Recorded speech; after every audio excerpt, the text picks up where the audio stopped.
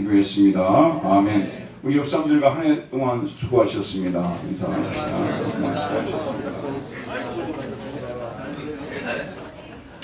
다 수고하셨는데 일단 우리 찬양대를 좀 격려할 필요가 있을 것 같습니다. 정말 주마다 특급 찬양으로 이렇게 하나님께 큰 영광을 돌린 우리 지휘자님과 또 반주자님 또 우리 영호 또 여기 앉아 계신 우리 찬양대원들에게 우리 격려의 박수를 전합니다. 네, 그 다음에 우리 정재현 집사님, 우리 또 채미, 또 우리 종웅이는 지금 어디 갔고, 일부에 저쪽으로 가 있고, 또 15분에 나와서 사실 찬양하는 것은 힘든 일이에요. 보통 5분 전에 대부분 들어오시잖아요. 근데 한 번도 15분 어긴 적이 없이 뭐 많이 오든 적게 오든 하나님께 찬양을 올려드린 우리 정재현 집사님, 우리 채미, 우리 큰 박수 한번 보내드립니다. 감사합니다. 그리고 내년에 여러분들이 여기 또 이런 찬양대나 또 여기 햇세대 찬양팀에 나오셔서 봉사 좀 해주셨으면 좋겠습니다. 왜 봉사해지는지는 오늘 설교를 통해서 제가 명확하게 말씀드리겠습니다. 자, 오늘 제목이 낙심이 될 때까지 선행을 행하라 라는 제목입니다. 우리가 하는 일을 살펴보면 무슨 일이든 목표한 바를 이루기 전에 큰 고비가 다가옵니다. 그리고 그런 고비를 넘겨보려 하지만 너무 힘이 들 때는 낙심도 찾아옵니다. 그러나 이 낙심을 이기고 그 일을 계속할 때 마침내 그 일을 해내게 되는 것이죠. 저는 공부를 하는 과정에서 이런 낙심도 해보았고 또 넘기기도 해보았습니다. 여러분도 여러분이 하는 일들을 통해서 이런 경험을 해보셨을 것입니다. 우리가 하나님 앞에서 계명을 실천하며 살려고 할 때도 낙심이 찾아옵니다. 여러분, 하나님의 계명은 신구약에 수도 없이 많은 계명이 나옵니다만 요약하게 되면은 선을 행하라. 하나님의 계명은 선을 행하라. 한번 따라합시다. 선을 행하라. 네, 선을 행하라는 거예요. 악을 행하지 말고 선을 행하라. 이게 하나님의 계명의 요약입니다.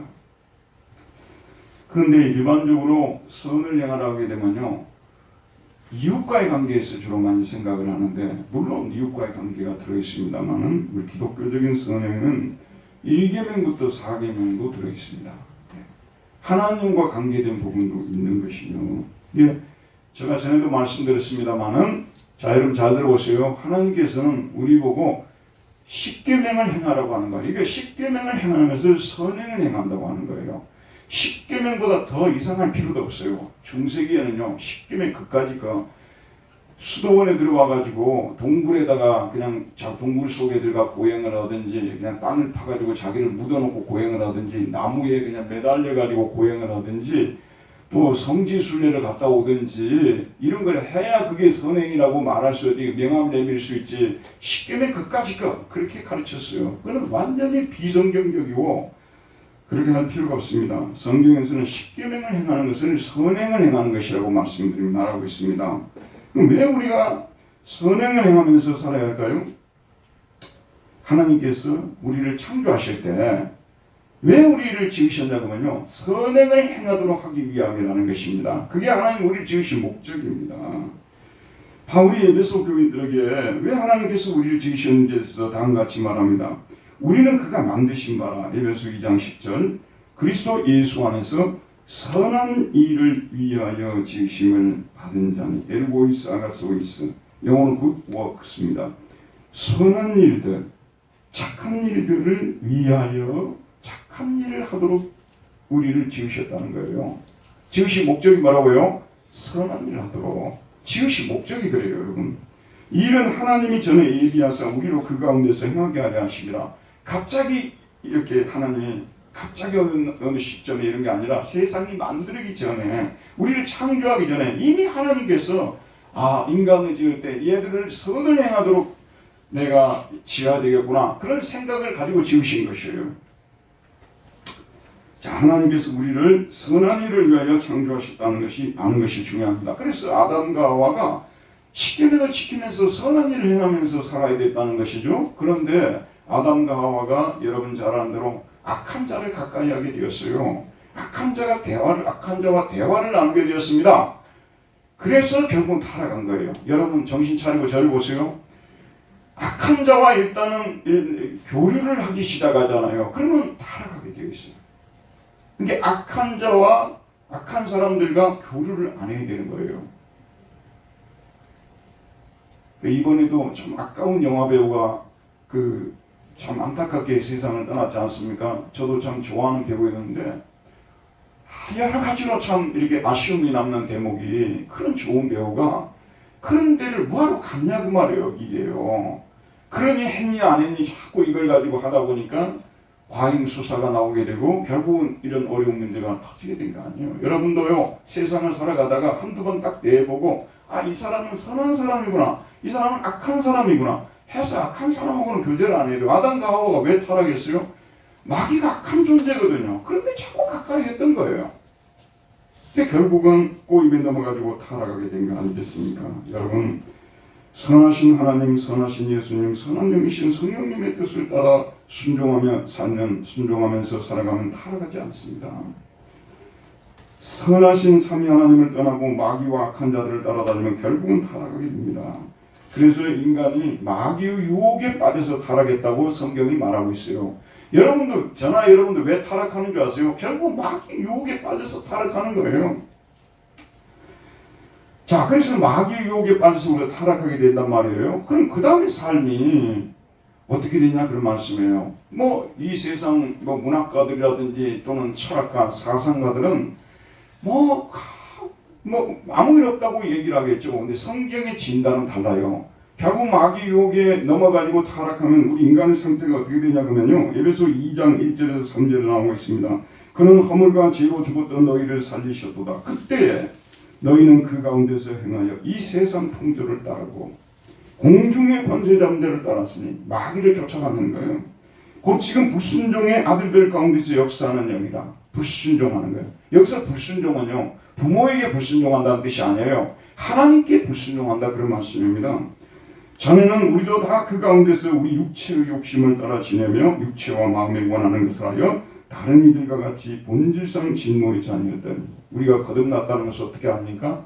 저와 여러분이 거듭났습니까? 거듭났다는 것을 어떻게 하냐 그러면요, 육체의 욕심을 거스르면서 살려고 하는 성령의 욕구가 우리 안에 있어요. 새로운 욕구가 있어요. 안 믿는 분들은 그냥 육체가 원하는 대로 산다는 거죠. 우리는 그렇게 살지 않습니다. 우리 안에 계신 성령으로 말미암아 육체를 거스리고 육체의 욕심을 거스리면서 살려고 하는 그런 마음들이 우리 안에 생기게 된다는 말씀입니다. 자, 인간이 타락한 후에 어떻게 살았는지에 대해서는요, 일반 철학책들도 있고 또 문학책들, 사상가들, 예술가들이 쓴 글들도 있고 그렇습니다. 저를 보세요, 여러분. 로마서 1장을 읽어야 돼요. 갈라디아서 1장을 읽고 갈라디아 5장을 읽고요. 그런데 보면 인간이 타락한 후에 어떻게 살고 있는지. 그래서 이 세상을 말할 때 의로운 세상이라고 말하지 않습니다. 제약된 세상이라고 말하고 있잖아요. 그래도 저나 여러분요, 추구나서 하나 교회에 붙어 있었기 때문에 이 정도라도 살고 있는 거예요. 우리 옆에 분들에게 인사 안 합니다. 교회에 붙어 있었기 때문에 이 정도라도 산다고 당신이 인사 한번 나누자고요.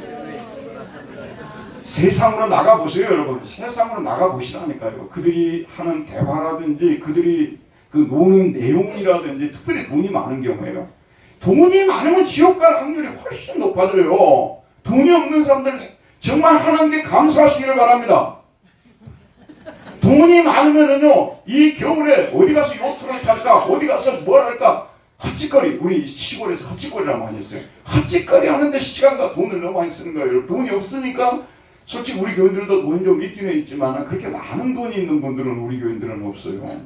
그런데 돈이 너무 많으면 천국 가기 어려워요. 여러분, 예수님은 하나님 아들 아니십니까? 부자가 하늘나라 들어가서 낙타가 바늘기로 들어가는 것도 더 어렵다고 분명히 말씀하시는데 우리 왜 그걸 안 믿으려고 해요? 우리가 돈을 벌 기술이 없어요. 우리도 박진영처럼요 8천억 원씩 벌 수 있어요. 지옥 갈까봐 안 벌고 있는 거예요.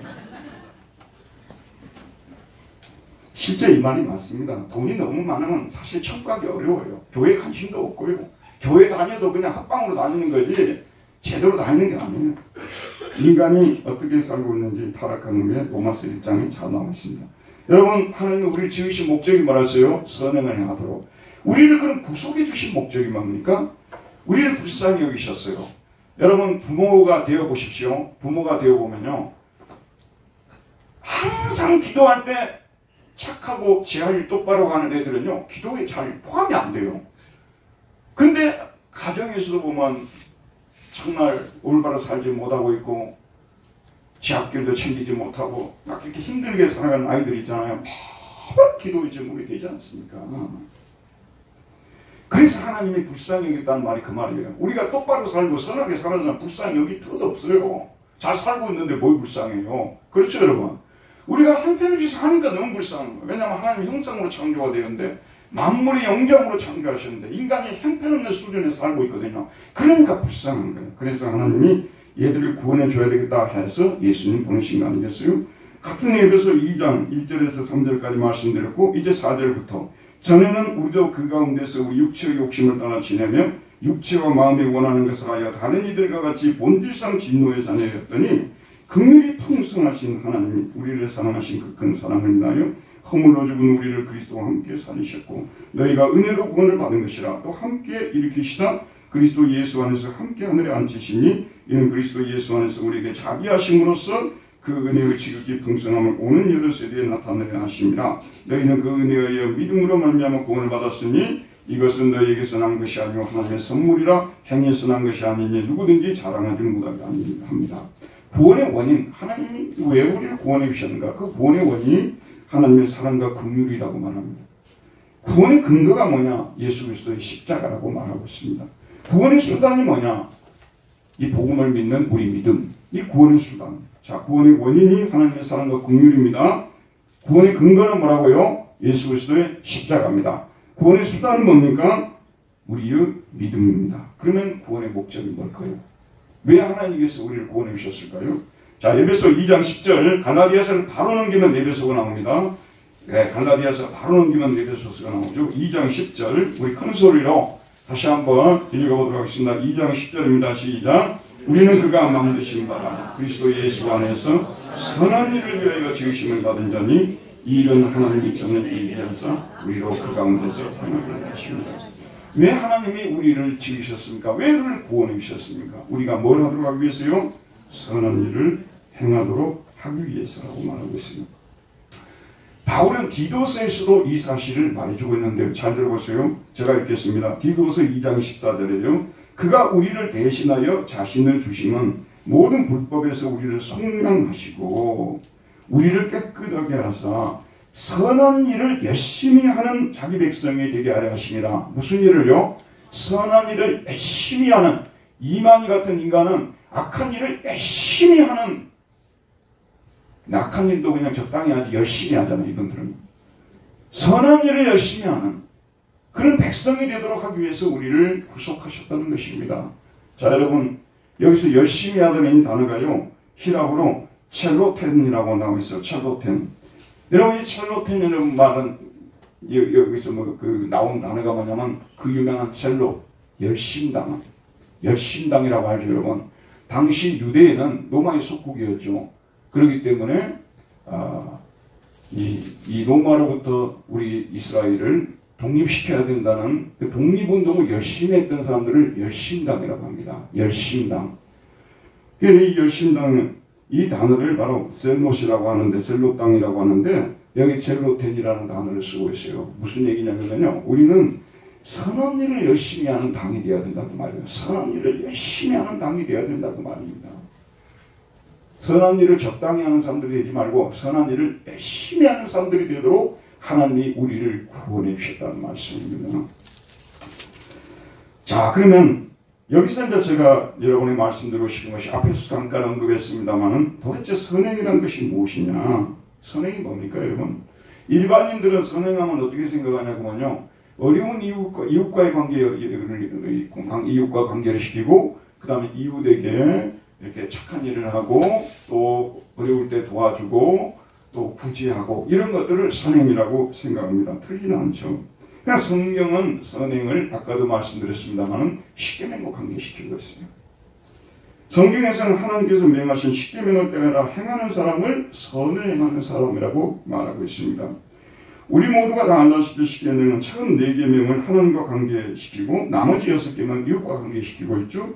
그리고 요약하면 어떻게 할 수가 있습니까? 1계명부터 4계명은 누구를 사랑하는 거예요? 하나님을 사랑하라. 그 다음에 5계명부터 10계명은 뭐예요? 이웃을 사랑하라. 이러니까 더 분명해지죠. 선행이 뭔지가 더 분명해지잖아요. 선행이 뭐라고요? 하나님을 사랑하는 거고, 그 다음에 뭐죠? 이웃을 사랑하는 거. 이게 선행이에요. 그러니까 하나님을 사랑하지 않고 이웃을 사랑하지 않는다면 선행을 행할지 모르지만 그거는 기독교적 선행이 아닌 것이죠. 하나님을 사랑하고 이웃을 사랑하는 것이 선행입니다. 그런데 우리가 하나님을 사랑하고 이웃을 사랑하려면 우리 안에 그렇게 할 수 있는 능력이 임해야 돼요. 우리 자연적인 본성을 가지고는요, 여러분 들어보세요. 우리가 자연적인 본성으로도 얼마든지 하나님을 사랑하고 이웃을 사랑할 것처럼 보이잖아요. 로마 천주교에서는 그들의 신학은 그거예요. 일단 우리 인간이 타락할 때 부분적으로만 타락했다는 거죠. 우리는 전적 타락을 말하는데 그분들은 부분적인 타락을 해요. 그래서 우리 힘으로 선한 일을 작은 것이라고 할 수 있다고 보는 거예요. 그러면 하나님이 선한 일을 했다고 우리 은혜를 베풀어 주는 거예요. 알겠죠? 그럼 은혜를 받아갖고 또 선행을 하는 거예요. 근데 출발점은 뭐냐면 우리 자연적인 본성이 선하다는 데서 출발하고 있어요. 이게 이제 우리는 신학적으로 잘못됐다고, 정통교회는 이것을 잘못 봤다고 보는 것이죠. 우리 본성으로서는 하나님이 기뻐하시는 하나님 사랑과 이웃 사랑을 죽었다 깨어나도 할 수 없어요. 여러분 보세요. 본성으로 하는 사랑은 겉으로는 하나님 사랑, 이웃 사랑을 행하는 것 같지만요, 사실 보면 결국은 자기 사랑이 불의를 가지고 있어요. 결국은 자기를 위해서 부제도 하고, 결국은 자기 이름을 드러내기 위해서 봉사도 하고, 결국은 자기 영광을 거기에 도모하는 것이에요. 그게 자연적 본성에서 나오는 선행인 것입니다. 그래서 하나님은 우리로 하여금 선행을 행하도록 하기 위해서 성령을 우리에게 보내주신 거예요. 성령을 보내주신 목적은 우리가 성령의 능력으로 선행을 행하도록. 가끔가다 그럴 때 있죠. 열심히 그냥 이웃을 위해서 기도하는데 다른 때는 그냥 넘어가는데 그날은 도저히 이분의 그 아픈 이분의 그 고통스러운 모습을 그냥 넘어갈 수가 없어요. 그러니까 보통 때는 넘어가거든요. 근데 강히 성령이 이끌리는 거예요. 그래서 내가 이 사람을 도와주지 않고는 견딜 수가 없는 거예요. 저도 그런 경험을 해봤거든요. 어떤 때는 새벽 4시까지 고민했어요. 성령께서 계속 도와주라고 하는데 저는 제가 뭔 돈이 있다고 저를 이렇게 괴롭히시나니까 우리 교회 누구한테로 가라고 막 가시라고 그랬죠. 근데 계속 성령께서 말씀하시니까 결국은 순종하게 된 그런 일들이 저에게도 있었어요. 여러분도 그런 시험들이 있을 것입니다. 성령이 우리에게 임하게 될 때 진정한 의미에서 하나님 사랑, 이웃 사랑 할 수 있는 것입니다. 성령이 임하기 위해서는 복음의 말씀을 드려야 돼요. 예수님 사랑에 대한 말씀을 드려야 돼요. 여러분 십자가를 갖다 못으로 걸어놓은 거, 액세서리로 걸어놓은 거 아닙니다.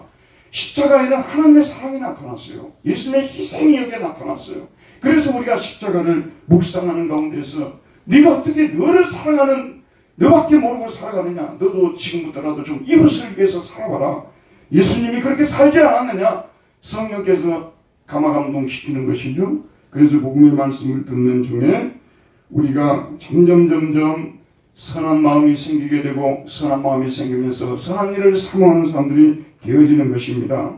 예수님께서도 선한 사람은 그 쌓은 선에서 선한 것을 내고라고 말하고 있습니다. 자꾸 이 마음속에요. 성령의 감동으로 선한 것을 행하고자 하는 마음이 자꾸 생기는데 어느 순간에 그것이 밖으로 나오는 것이죠.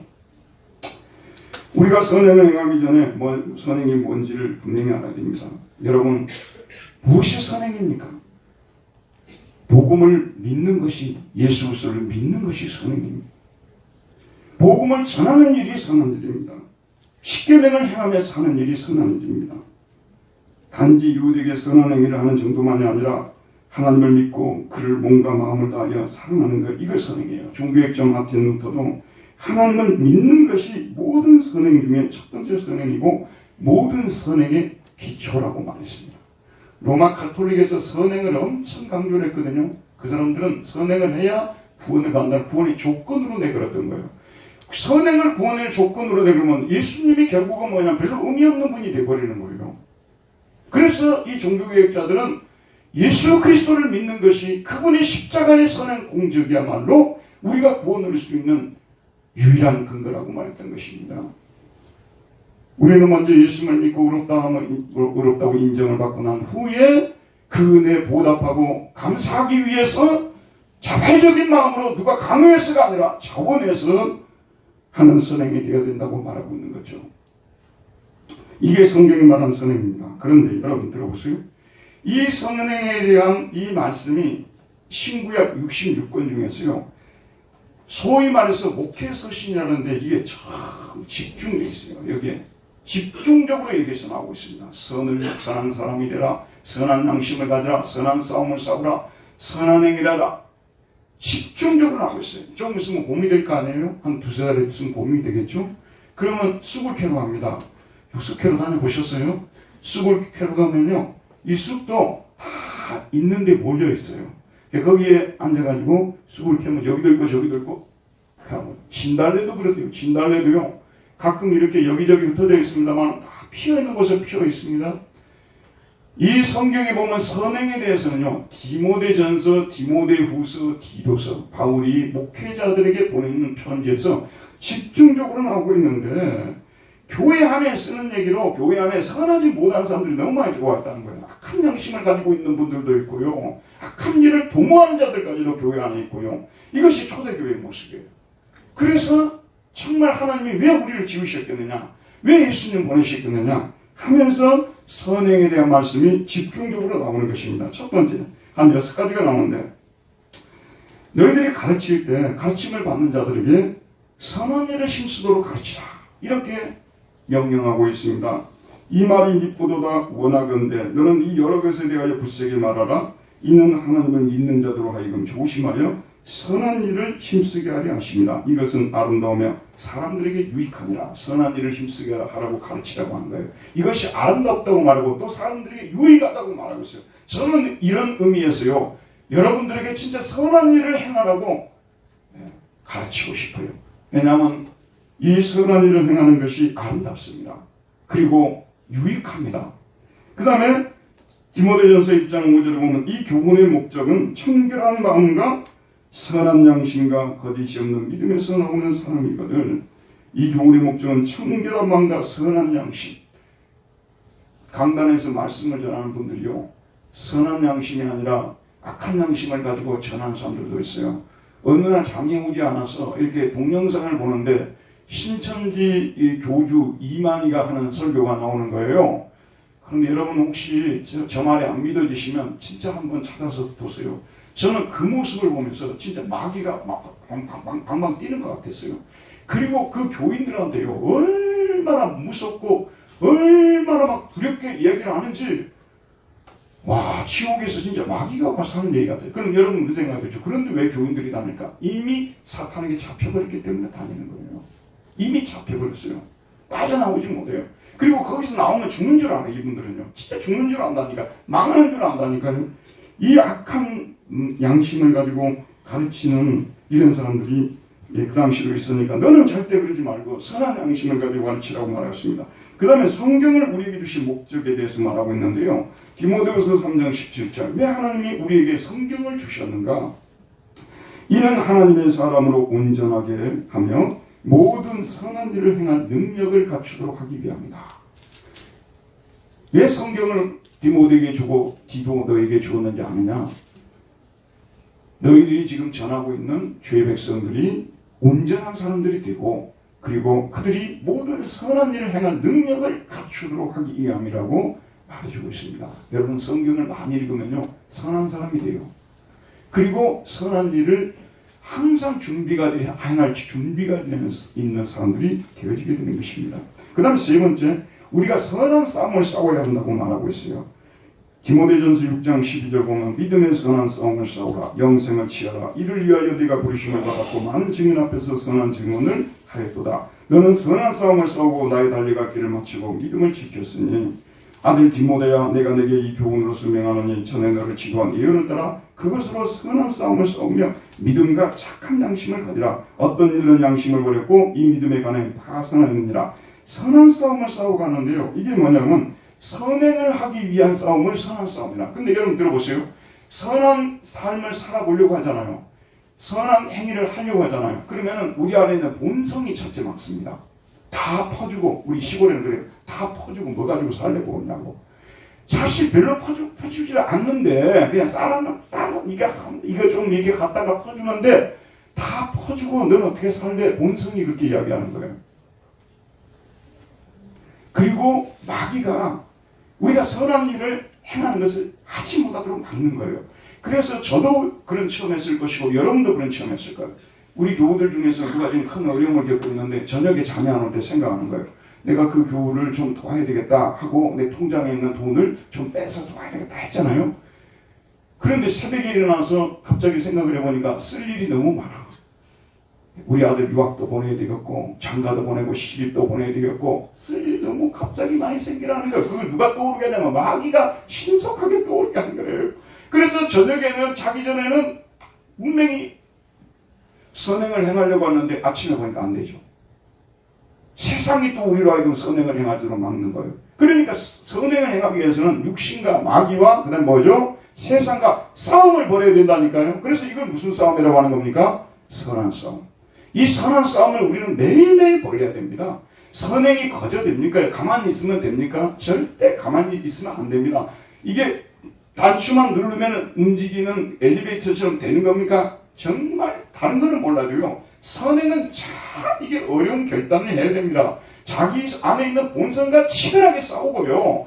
그리고 또 마귀와 치열하게 싸우고 그래야 선행이 되는 거지. 가만히 있으면 선행이 된다고 그걸 마귀가 그렇게 만들어 놓은 거예요. 전혀 가만히 있으면 선행이 되지 않습니다. 선한 싸움을 싸워야 되는 거예요. 그래서 오늘 바울이 디모데에게 디도에게 선한 싸움을 싸우라고 말하고 있습니다. 그 다음에 네 번째, 교회 직분자들을 뽑을 때도 선행을 즐겨 행하는 자들을 뽑아야 한다고 말합니다. 디모데전서, 디도서, 디모데전 쭉 나오니까요. 구절은 얘기하지 않겠습니다. 밑보다 이 말이여 그 사람이 감독의 직분을 얻으려면 선한 일을 사모하는 것이다. 선한 행실에 증거가 있어 혹은 자녀를 양육하며 혹은 나그네를 대접하며 혹은 성도들의 발을 씻으며 혹은 환난당한 자들을 구제하며 혹은 모든 선한 일을 행한 자라 할 것이요. 선한 행실에 증거가 있는 사람을 직분자로 뽑아야 된다는 것입니다. 오직 나그네를 대접하며 선행을 좋아하는 사람을 뽑아야 된다는 거죠. 또 이와 같이 여자들도 단정하게 옷을 입으며 소박함과 정결로서 자기를 단장하고 따은 머리와 금이나 진주나 값진 옷으로 하지 말고 오직 선행으로 하기를 원하노라. 이것이 하나님을 경외한다는 자들에게 마땅한 것이니라. 여러분, 우리가 교회 올 때 언제 입으려고 양복도 안 입고 그냥 다들 오십니까? 우리 권숙이 집사님 보세요. 양복 다 입고, 우리 신랑 장로님도 양복 입고, 또 우리 현 목사님 보십시오. 양복 다 입고, 그 다음에 양복 입은 사람들이 안 보이네요. 그 언제 입으려고 그러는 거예요? 여자분들도요, 좀 교회 올 때 좀 멋지게 입고 오시는 거 좋은 거예요. 남이 뭐 볼 때 그냥 너무 그냥 기가 죽을 정도의 옷을 입지는 않아야 되겠지만, 좀 좋은 옷이라고 생각하는 것도 결혼식 때만 입지 말고 교회 올 때 좀 입으시라는 말씀이에요. 지금 이 구절은 무슨 의미냐 그러면요, 너무 화려하게 옷을 입고 들어오는데 누가 볼 때 눈살을 짚을 정도로 이렇게 옷을 입고 들어오는데 문제는 그 사람 삶에 선행이 하나도 없어요. 진짜 그런 분들이 가끔 있어요. 이런 분들은 자기 치장하고 그냥 이 몸에는 너무 많은 돈을 들이면서도 이웃에 대해서는 너무너무 인색한 거예요. 만약에 그리스도인들 중에서 이런 분들이 계시다면 이게 아니라는 것이죠. 자, 그래서 이런 사람들은 뽑지 마라 그 말이에요.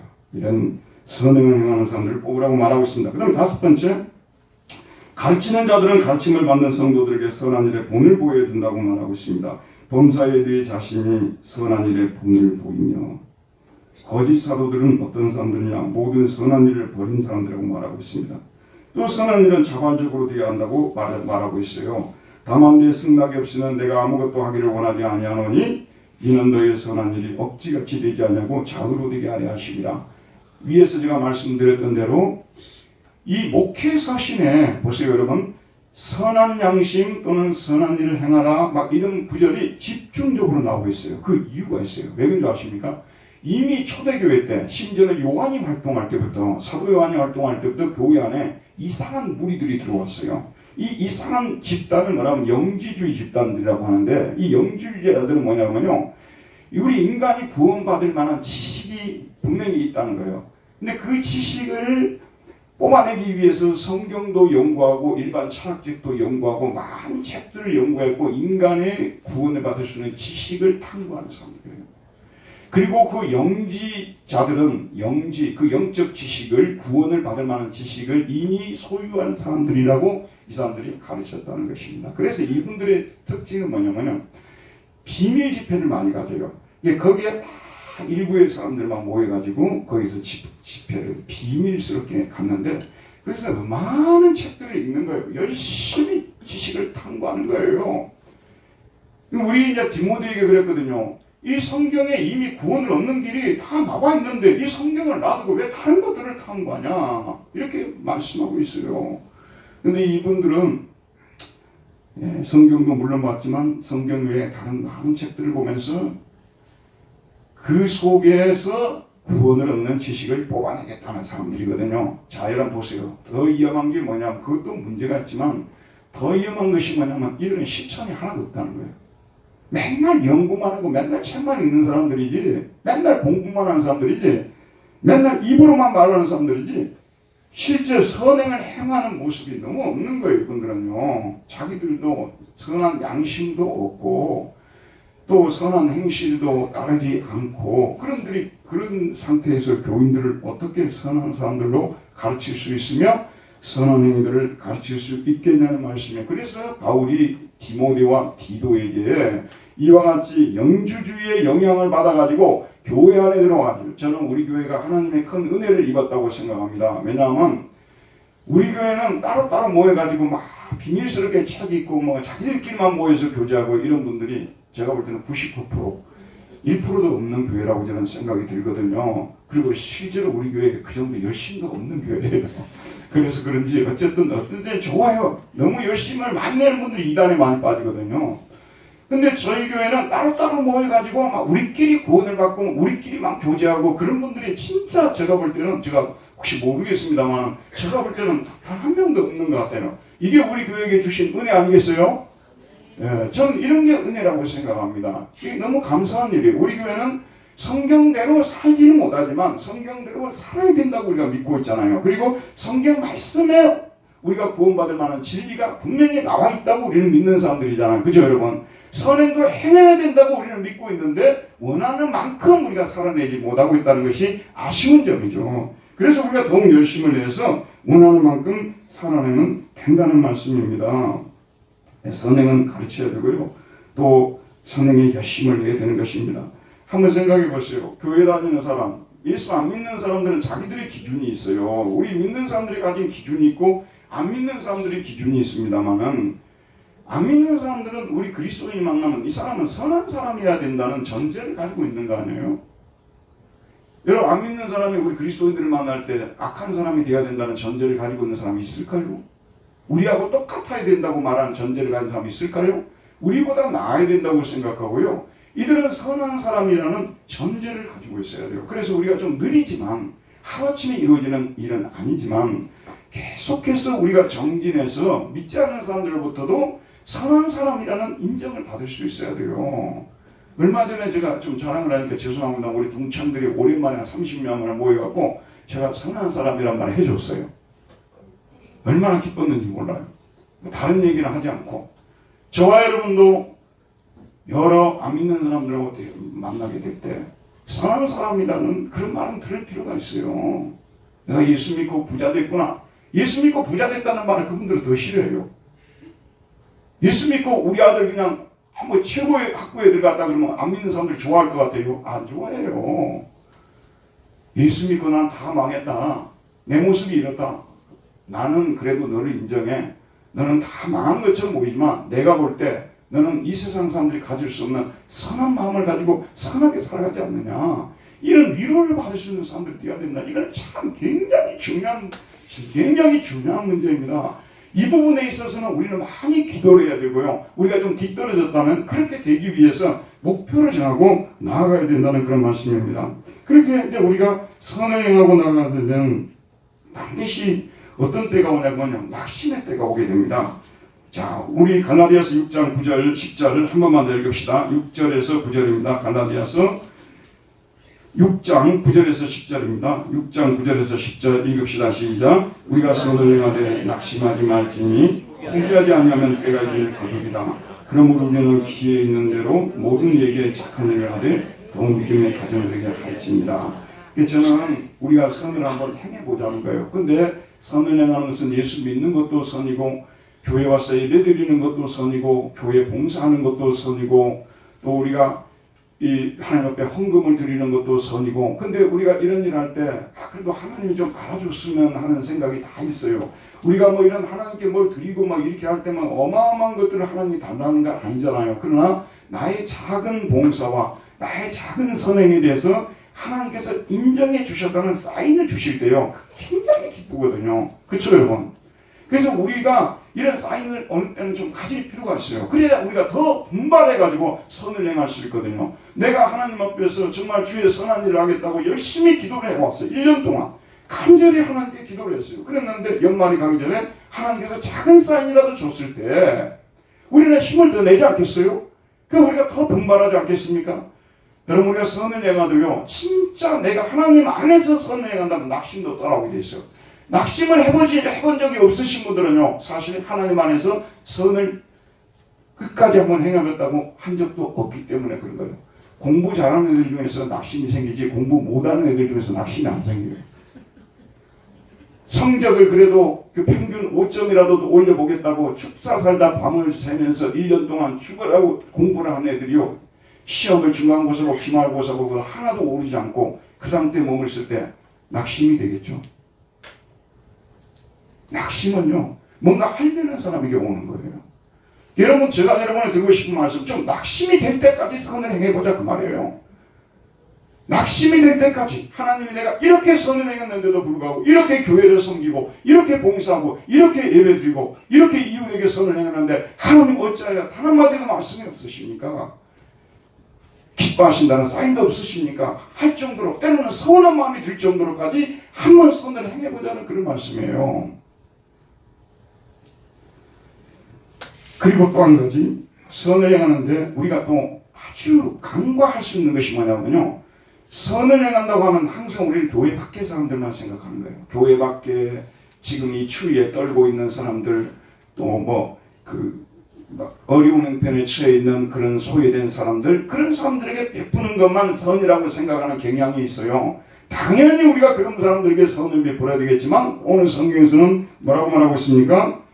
그러므로 우리는 뭐라고요? 기에 있는 대로 모든 이에게 착한 일을 하되, 안 믿는 사람들에게도 착한 일을 하되 더 믿음의 가정들에게 할지니라. 여기 앉아있는 저와 여러분, 어떤 분들은 만난 지 한 몇 개월밖에 안 되지만 1, 2년, 심지어는 10년, 20년 동안, 30년 동안도 같이 신앙생활 하신 분들이 계시잖아요.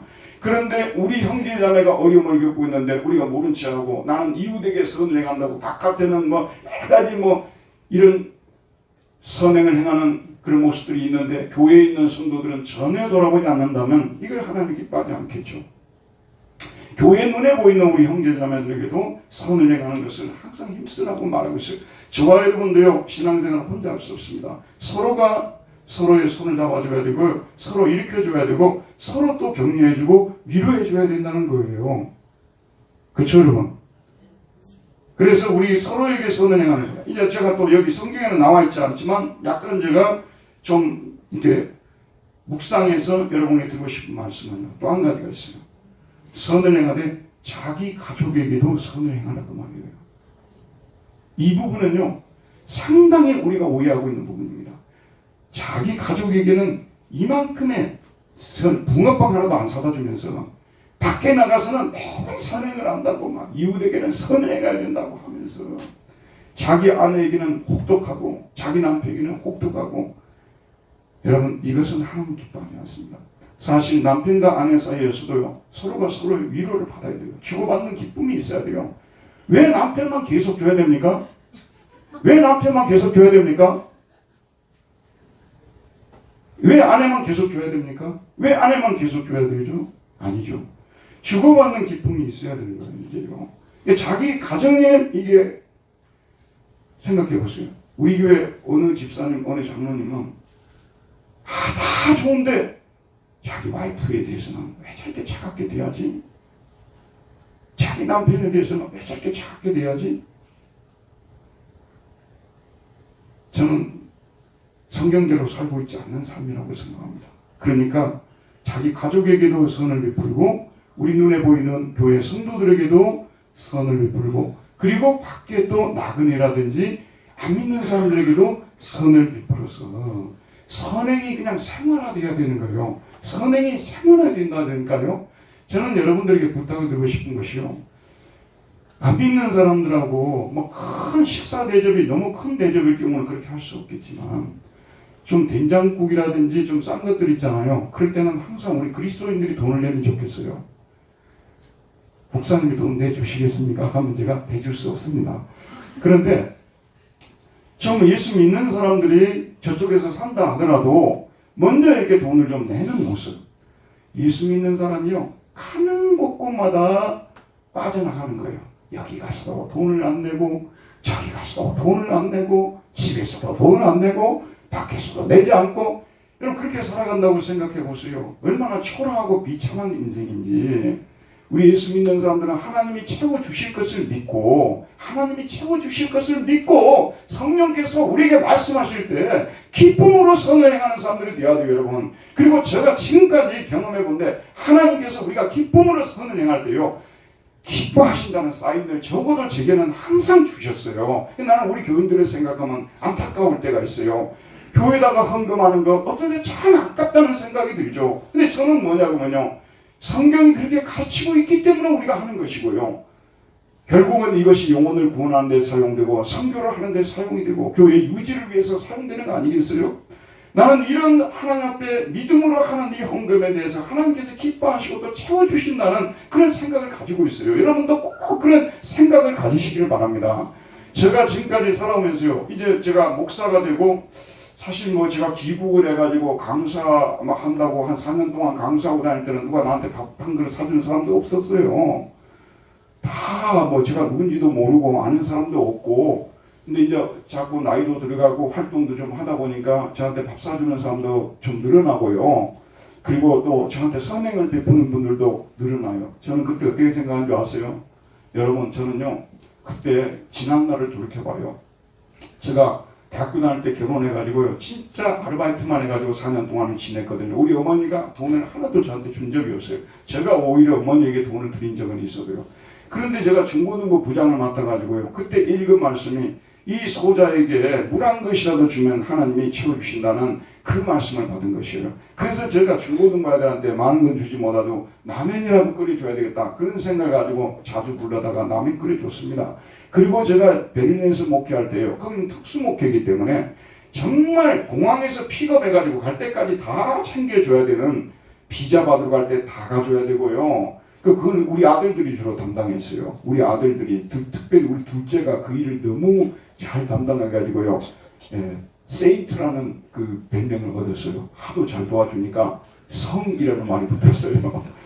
그렇게 했어요. 그리고 저희도 그 특수 목회가 되다 보니까 금요 기도회를 하러 오는 학생들이 한 15명, 20명이 앉아서 우리 집에서 기도를 하는데 그냥 항상 우리 집사람에 가가지고 어제도 저한테 그 얘기하는 거예요. 좀 더 싸게 사기 위해서 가게를 몇 가게나 돌아다니고 당신이 아냐고 그러더라고요. 저는 몰랐어요. 지금 알았지. 그냥 갔다가 그냥 해준 거 되는 건 줄 알았어요. 저는요.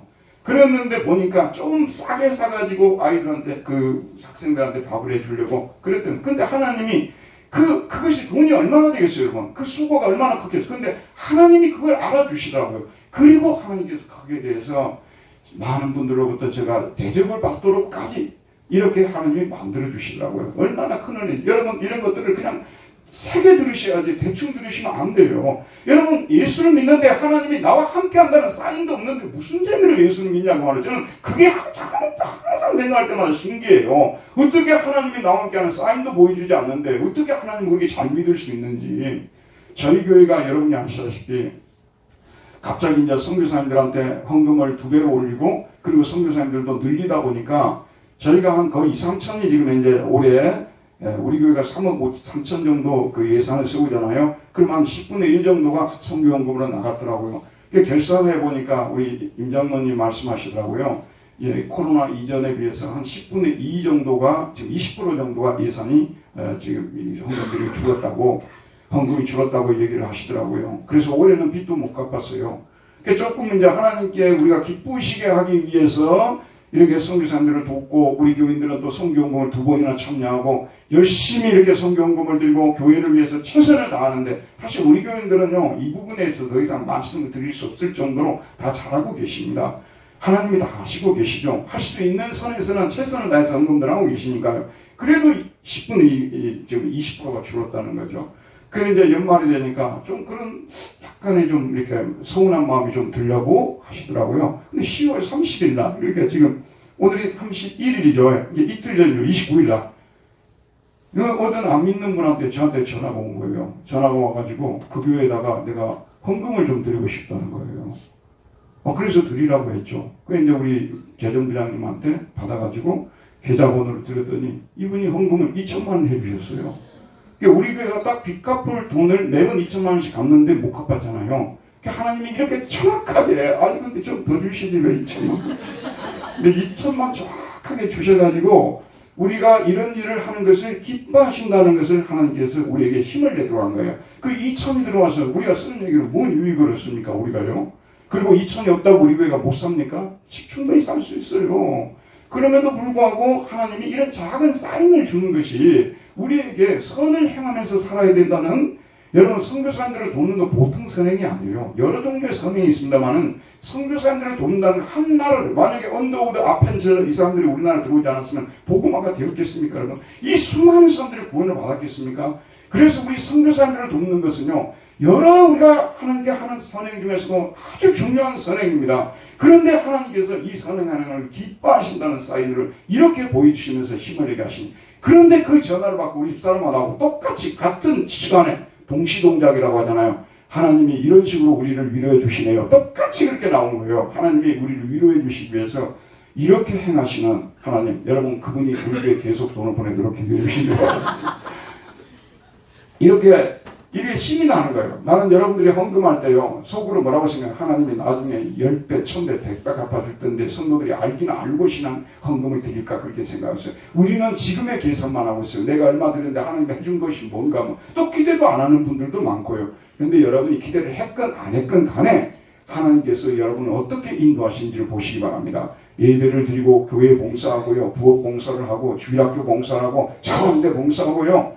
저는 이 일에 대해서 아무런 보상도 없다면요 제가 나서서 하지 말라고 하겠어요. 당신 그거 하지 말라고 하겠어요. 그러나 이 일에 대해서 하나님의 정말 진정한 큰 보상이 있기 때문에, 그걸 믿기 때문에 여러분들이 그런 일을 하도록 저는 오히려 여러분에게 말씀을 드리는 것입니다. 저와 여러분 선행을 열심히 하도록 합시다. 기도하겠습니다. 은혜로우신 하나님, 오늘도 성령의 말씀을 우리에게 보내주셔서 또 이 말씀을 통해서 우리가 열심히 선행을 행하는 사람이 되도록 격려하시고 또 우리에게 힘을 내도록 하시오니 감사합니다. 우리 교회 사랑하는 성도님들 모두 한 사람도 빠짐이 없이 주님의 몸된 교회 예배에 참여하는 선행, 또 하나님 앞에 나와서 봉사하는 선행, 이 모양 저 모양 선행, 또 헌금을 드리는 선행 다 이렇게 행해서 하나님을 기쁘시게 하는 우리 교인들이 되게 해주시고, 참 우리 선한 소식이 땅끝까지 전파되어서 많은 사람들에게 큰 기담거리가 될 수 있는 우리 교회가 되게 해주시기를 기도합니다. 예수님 이름으로 기도하였습니다. 아멘.